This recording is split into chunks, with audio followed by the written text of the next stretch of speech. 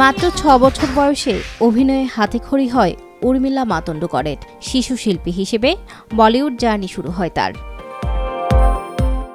১৯৮৯ সালে চাণক্য ছবিতে কমল হাসানের বিপরীতে অভিনয় করে নায়িকা হিসেবে আত্মপ্রকাশ হয় তার।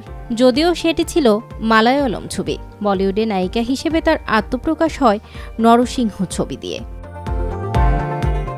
উর্মিলা মাতোন্ডকরের ক্যারিয়ারে রঙিলা ছবিটি মাইলস্টোন হয়ে থাকবে। পরিচালক রাম গোপাল ভার্মা এই ছবি তার ক্যারিয়ারে অন্যতম সেরা ছবি হিসেবে মনে করেন। ছবিটির জন্য তিনি প্রশংসিত হন এবং সেরা অভিনেত্রীর একাধিক পুরস্কারও পান। বিভিন্ন সূত্র অনুযায়ী শোনা যায়, একসময় নাকি পরিচালক রাম গোপাল ভার্মার সঙ্গে সম্পর্কে ছিলেন উর্মিলা, যদিও এই সম্পর্কের কথা তিনি কখনো স্বীকার করেননি।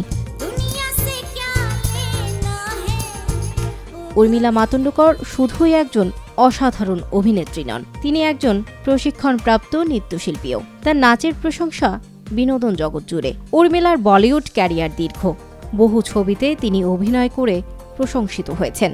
রঙিলা ছাড়াও দাউদ, ভূত, এক হাসিনা থি, বস এক পল, কৌন এবং আরও অনেক ছবিতে তিনি প্রশংসামূলক অভিনয় করেন। বর্তমানে রাজনীতির মাঠে ব্যস্ত সময় পার করছেন উর্মিলা।